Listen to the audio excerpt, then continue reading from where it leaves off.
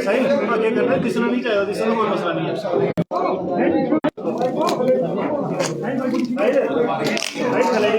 नहीं जाएगा नहीं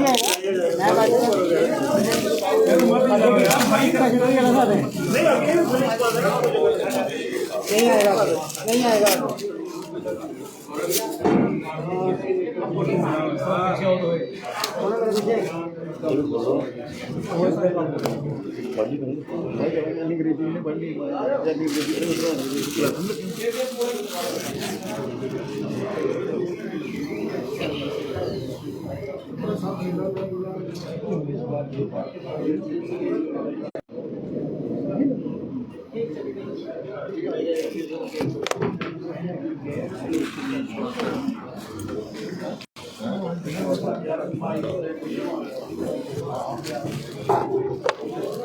आज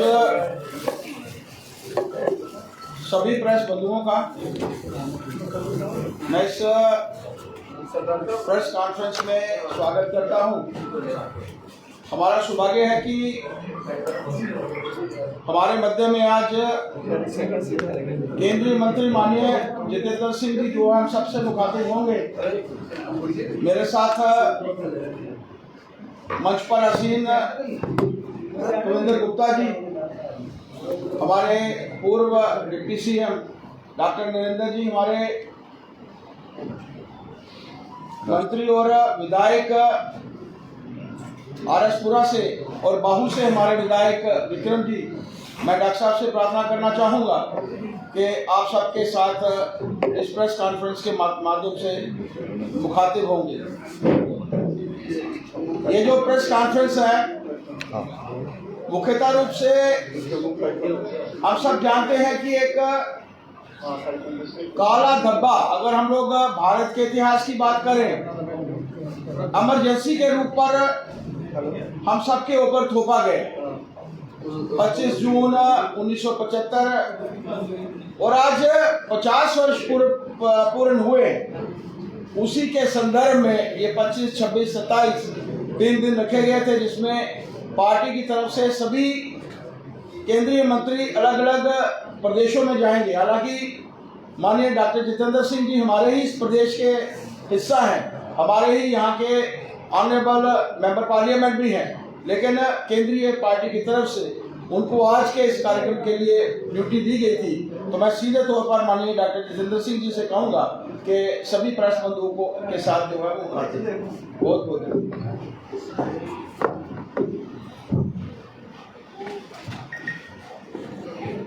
धन्यवाद अध्यक्ष जी।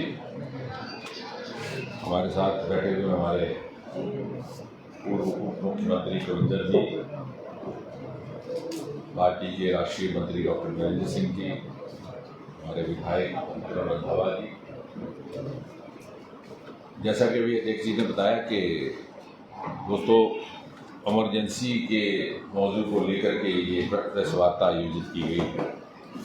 तो बहुत लंबा समय ना लेते हुए सीधा चर्चा पे आते हुए सबसे पहले तो ये सवाल उठता है कि ये हम चीज़ ये चर्चा कर क्यों रहे हैं। वैसे तो देखा जाए कि एक ऐसा नामुराद कालखंड जो याद करने लायक नहीं, लेकिन फिर भी हम उसको बार बार क्यों दोहरा रहे हैं, क्यों याद कर रहे हैं। वो शायद इसलिए कि अनिवार्य है इसको याद रखना कि ये परिस्थिति फिर से न हो, इसे फिर कोई दोहराए ना, और विशेषकर जब दूसरी पीढ़ी सक्रिय हो चुकी हो तो उसे ये परिचित करवाया जाए कि वो ज़माना कैसा था जो शायद उन्होंने नहीं देखा। अब ये 1975 से लेकर के 1977 का ये कालखंड रहा है। मैं तो ये कहूँगा कि उस समय का कोई भी ऐसा भारतवासी नहीं था जिसके जीवन को उसने किसी न किसी तरह से, किसी न किसी रूप में, किसी न किसी मात्रा में न छुआ हो। अर्थात कोई भी व्यक्ति ऐसा न था जिसका जीवन अछूता था। किसी को जेल खाने भेज दिया गया, किसी को लाठी खानी पड़ी, किसी को यात्राएं झेलनी पड़ी, किसी को अंडरग्राउंड रह करके गुजारा करना पड़ा और किसी किसी की तो नसबंदी भी हो गई। और इसी दौरान देश ने और विश्व ने कई नए व्यक्तित्व, नए शख्सियत उभरते हुए देखे। कई पुरानी धारणाएं जाती रहीं, कई नई परसेप्शंस बनी।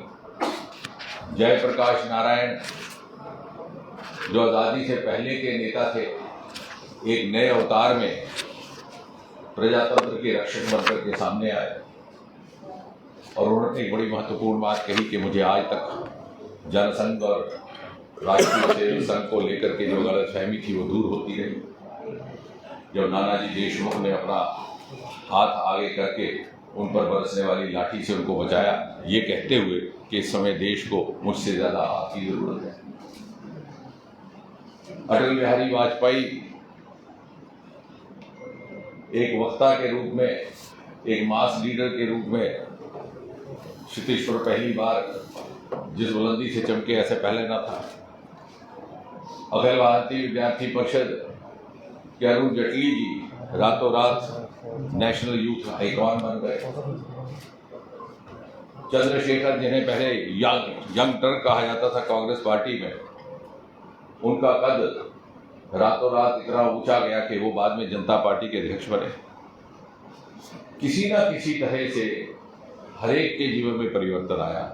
हम सब लोग भी तब, मैं तो नया नया कॉलेज में गया था और जिस हॉस्टल में मैं रहता था उसके सामने उस संघ की एक शाखा लगती थी जिसे युवा शाखा कहा करते थे। और मैं तो नहीं जाता था शाखा में क्योंकि सुबह सुबह 8 बजे हमारी क्लास लग जाती थी, लेकिन जो हमारे आगे पीछे से हमारे सीनियर्स थे वो मेरे ही कमरे में अपने कपड़े बदलते और जाते। और एक दिन जब उनका आना अचानक बंद हो गया तो हमने समझा कि कोई कॉलेज का टूर वूर आया होगा।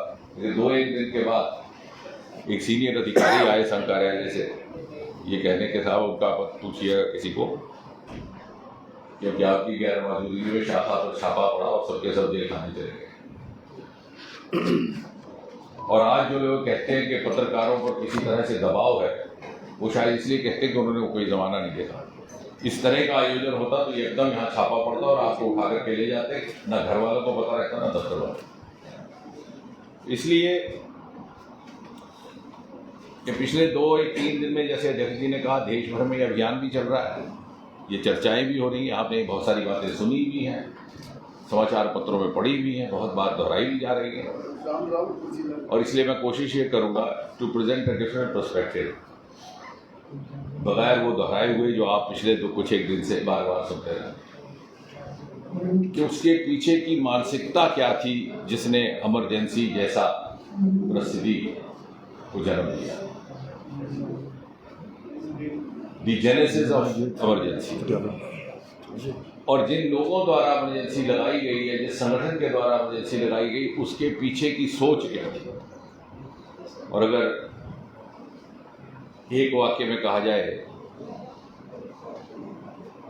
Emergency was a cumulative outcome of the legacy of Congress Party right from the date of its birth, which was 28 December 1885, जब A.O. ह्यूम ने इस दल की स्थापना की। वो स्वयं एक रिटायर्ड सिविल सर्वेंट थे और उनकी मंशा थी to create an exclusive club of the retired British officers and the new elite of Indians emerging after Macaulay's English education। यानी कहीं भी कांग्रेस पार्टी के संस्कारों में जन्म से ही ना ही मातृभूमि के प्रति समर्पण की भावना थी, ना ही मातृभूमि के लिए त्याग, और ना ही कोई प्रतिबद्धता। और उसके डीएनए में प्रारंभ से ही परिवारवाद भी था, मोतीलाल नेहरू से लेकर के अभी तक चल रहा है। अवसरवादिता भी थी, अथॉरिटेरियनिज्म भी था, और निजी स्वार्थ और राजनीतिक स्वार्थ के लिए देश हित को पीछे रख करके स्वयं को प्राथमिकता देने की प्रवृत्ति भी थी। अब आज का युग तर्क का युग है, ये भी ना लगना चाहिए कि सारे भाजपा वाले ये कह रहे हैं तो ये भी कह गए। तो I have learn not to speak without evidence. और मैं ये दावे के साथ कह सकता हूँ कि चाहे कितनी भी बार कांग्रेस पार्टी संविधान की किताब लेकर के ढिढोरा पीटे और चाहे कितनी भी बुलंद आवाज में अपने आप को स्वतंत्रता के सेनानी कहें, कांग्रेस ने कभी भी आज़ादी की मांग नहीं की। और ये बहुत सारे लोगों के लिए नई बात होगी, but I saying this with all the confidence and my command. 1930 तक कोई एक दस्तावेज नहीं, कोई एक रेजोल्यूशन नहीं जहां कांग्रेस ने ये मांग की हो कि भारत को स्वतंत्र किया जाए या इंडिया डिमांड्स कंप्लीट इंडिपेंडेंस। यहाँ तक कि 1930 में भी अगर कांग्रेस पार्टी कोई मांग रख रही थी तो रख रही थी home state, home rule, home dominion, अर्थात हमारे अधिकारी हों और हमारे अधिकारियों के बीच home dominion ruled by a governor general and a governor general appointed by British empire. और 1930 का वो वर्ष था, शायद नए लोगों के ध्यान में ना हो, जबकि भगत सिंह पर ट्रायल चल रहा था लाहौर में और रोज अखबारों में इसकी खबरें पढ़ने को मिलती। देश भर में नौजवान उत्तेजित था और भगत सिंह का यही इल्जाम था कि उसने पूर्ण स्वतंत्रता की मांग की। और उस समय भी कांग्रेस होम रूल की ही मांग कर रही थी। पहली बार ऑफिशियली कांग्रेस की जो रेजोल्यूशन आई है जिसमें मांग की गई है इंडिपेंडेंस की, that was the Lahore session 1931।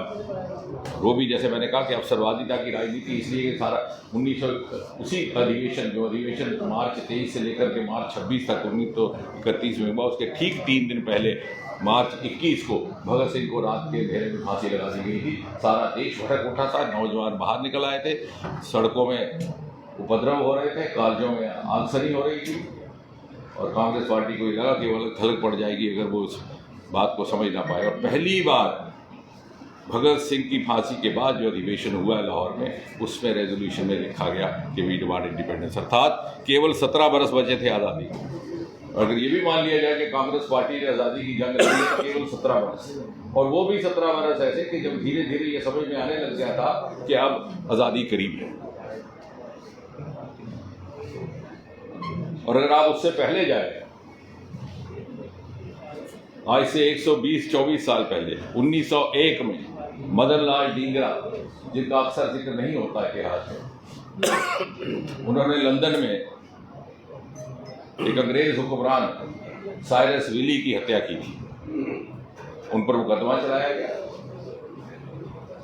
और उनको फांसी की सजा सुनाई गई। कांग्रेस पार्टी ने ना इस फैसले का विरोध किया, ना उनके लिए अपील की, बल्कि रेजोल्यूशन पास करके इस बात की निंदा की कि जो मदन लाल डींगरा ने काम किया है ये उचित नहीं है। और बदकिस्मती से गांधी जी ने भी कांग्रेस की इस रेजोल्यूशन का समर्थन किया था। This is all on record, अगर आप आखिरी से हो जाए। मदन लाल डींगरा जितनी देर जेल खाने में रहे अपनी फांसी के इंतजार में, उनसे कोई मिलने नहीं गया। ये 124 साल पुरानी, कांग्रेस तो दूर रही, वो तो ऑफिशियली इट वाज अगेंस्ट। एक व्यक्ति सिर्फ जो उनको जेल खाने में मिलने गया, उसका नाम था वीर सावरकर। वही वीर सावरकर जिसको कांग्रेस पार्टी कहती है कि वो स्वतंत्रता सेनानी नहीं थे, हम थे। वीर सावरकर उस समय भी स्वतंत्रता का जंग लड़ रहे थे, जबकि कांग्रेस पार्टी औपचारिक प्रस्ताव पारित करके स्वतंत्रता की शब्द को इस्तेमाल करने से चूक कर जाती। और जैसे मैंने कहा कि आखिरी 17 वर्ष तो वो थे कि जब सबको लगने लगा था कि आज़ादी आने लगी। और फिर भी क्या हुआ, सन 1946 में जब अध्यक्ष मौलाना अबुल कलाम आज़ाद थे और नए अध्यक्ष का चुनाव होना था, ये तय हो चुका था कि जो भी कांग्रेस का नया अध्यक्ष होगा वही आगे चलकर स्वाभाविक तौर पर प्रधानमंत्री का पद भी संभालेगा। गांधी जी ने अपील की कि सब नेहरू को वोट दें, नेहरू का समर्थन करें। 15 प्रदेश कांग्रेस कमेटीज थी उसमें देश में। गांधी जी की अपील के बावजूद 12 कमेटी ने सरदार पटेल को समर्थन दिया, गांधी की अपील को नजरअंदाज करते हुए। लेकिन फिर गांधी जी ने किसी तरह से पटेल को बना लिया, रजामंद करवा दिया और नेहरू प्रधानमंत्री बन गए, अध्यक्ष बने, प्रधानमंत्री बने। और डॉक्टर राजेंद्र प्रसाद ने लिखा था कि Gandhi has once again sacrificed his trusted lieutenant in favour of glamorous Nehru. तो कहने का तात्पर्य ये कि ये अवसरवादिता, ये डीएनए, ये संस्कार आरंभ से चल रहा था, ये कोई रातों रात नहीं जागा। और दूसरी बात,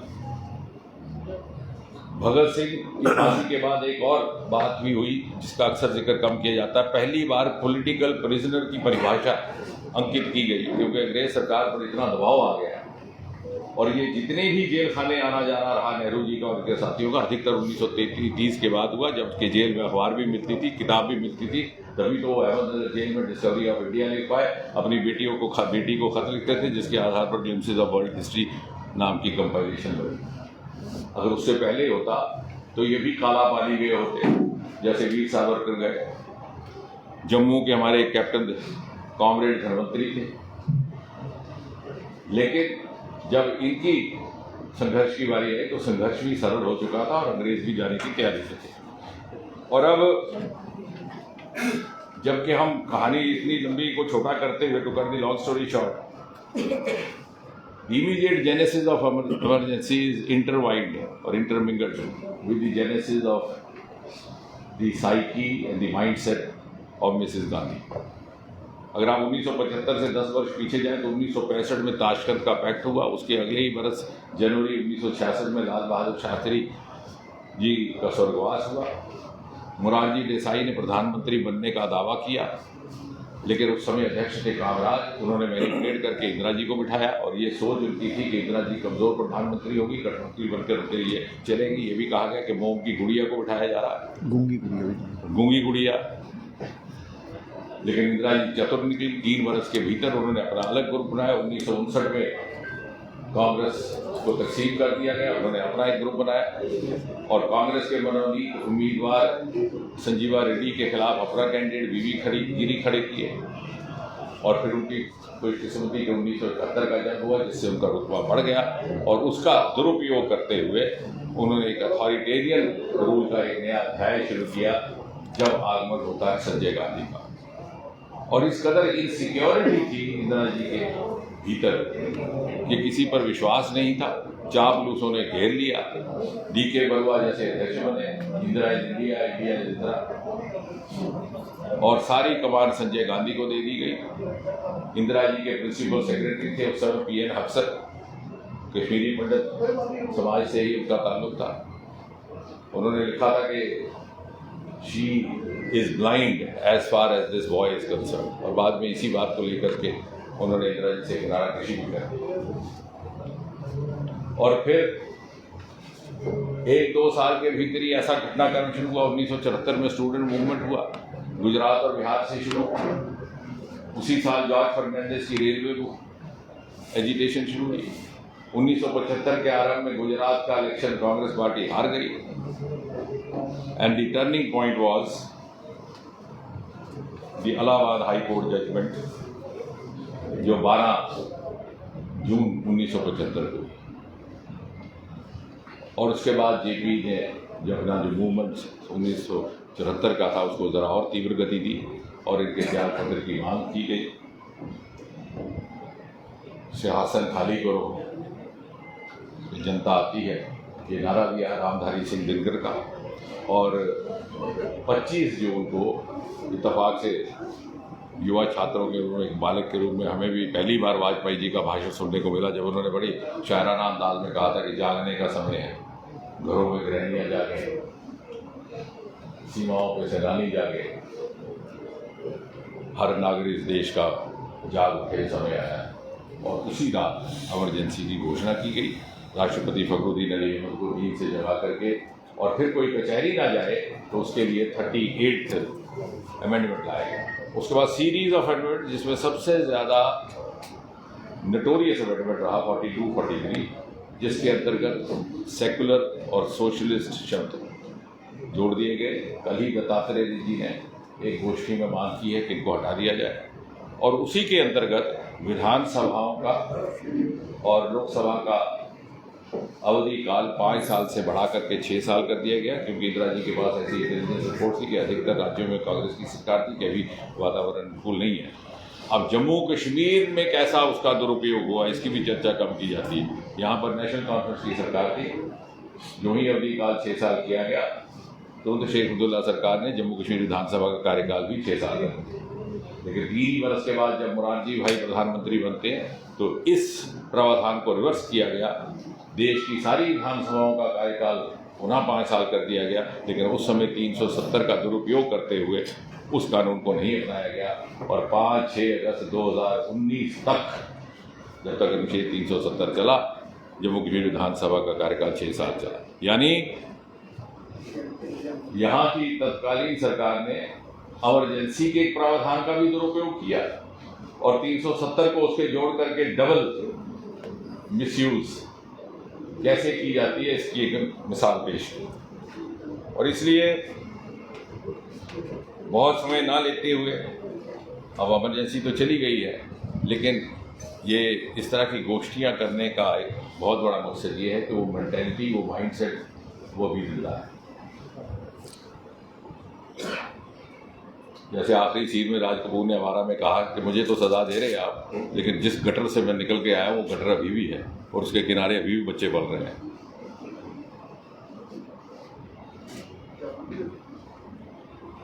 तो ये फॉरवर्ड मेंटेलिटी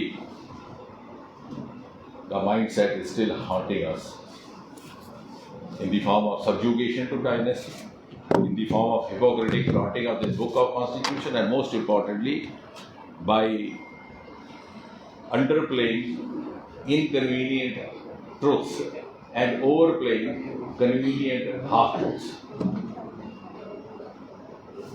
और इसलिए आखिर में हमारा यही संदेश रहेगा कि अगर हमने इस प्रजातंत्र की यात्रा को इसी तरह से जारी रखना है, if the march of democracy has to move uninterrupted to the pedestal of Viksit Bharat, then it is imperative and important to check emergency and to check that mindset which, when faced with public dissent, has the tendency to throttle the channels of democracy। और इसको हम भूल नहीं सकते, हम भुलाने देंगे भी नहीं। अगली संतान, अगली नस्लों को याद कराते रहे। अंग्रेजी में ये कहावत है, don't white wash the stigma lest we forget.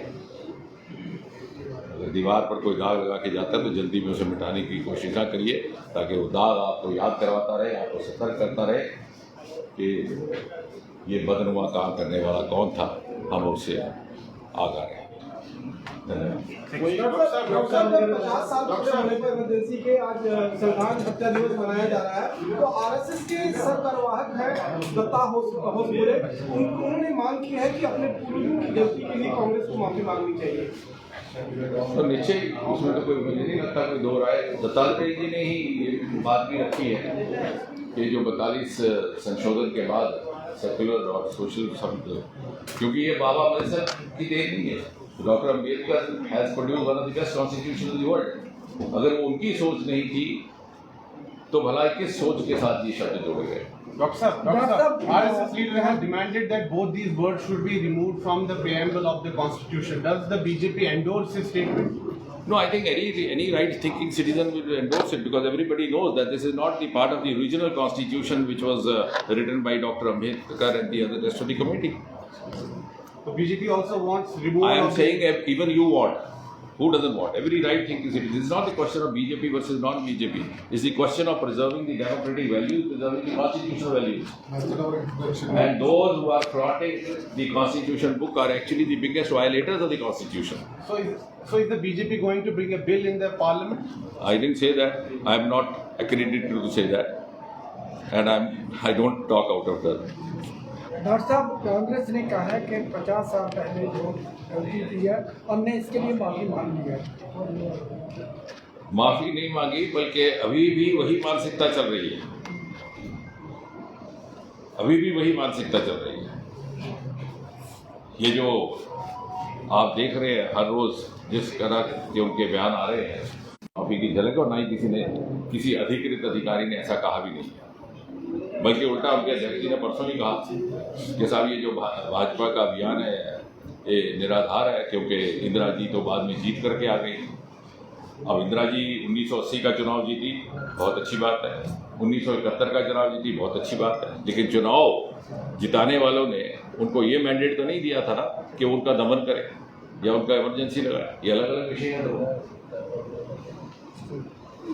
UP में यादव कथावाचक के ऊपर बहुत बवाल मचा हुआ है। 21 जून को इटावा में यादव कथावाचक जो कथा कर रहे थे, उसको लेकर लोगों ने जो है वो ऐतराज आज हमारी इमरजेंसी की कथा वही आधारित है। एक वृक्षारोपण का कार्यक्रम है। मैं डॉक्टर साहब का धन्यवाद। मैंने कहा